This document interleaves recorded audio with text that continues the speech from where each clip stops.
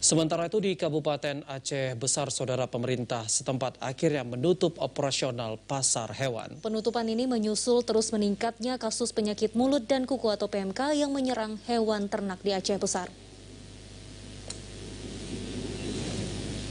Penutupan operasional pasar hewan tradisional resmi dilakukan pemerintah Aceh Besar sejak Rabu 25 Mei 2022. Sejumlah petugas Dinas Pertanian dan Peternakan dibantu kepolisian tampak berjaga di pintu masuk pasar hewan di kawasan Sibreh, Kecamatan Sukamakmur. Langkah ini mengantisipasi penjual ternak yang datang dari sejumlah kecamatan di Aceh Besar ini untuk masuk ke lokasi pasar hewan.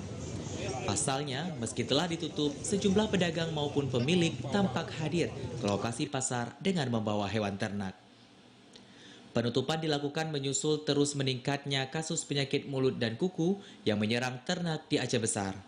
Penutupan telah disosialisasikan kepada para pedagang maupun pemilik ternak.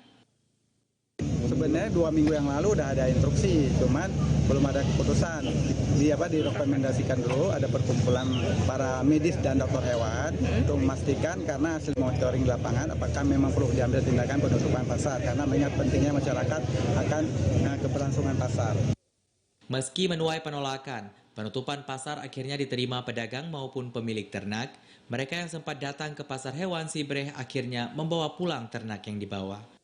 Mungkin masyarakat sebagian yang bawa sapi kemarin mungkin informasi belum sampai ke mereka. Kebanyakan rata-rata tidak tahu informasi bahwasanya hari ini tutup.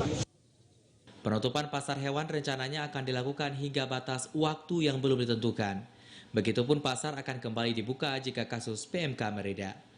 Data Dinas Pertanian Aceh Besar mencatat hingga Selasa 24 Mei, sebanyak 438 ekor ternak sapi dari total populasi 8.127 sapi di Aceh Besar terindikasi terinfeksi PMK. Begitupun PMK hanya berdampak pada 1 kasus kematian. Dari Aceh Besar, Arman Konadi, TVRI melaporkan.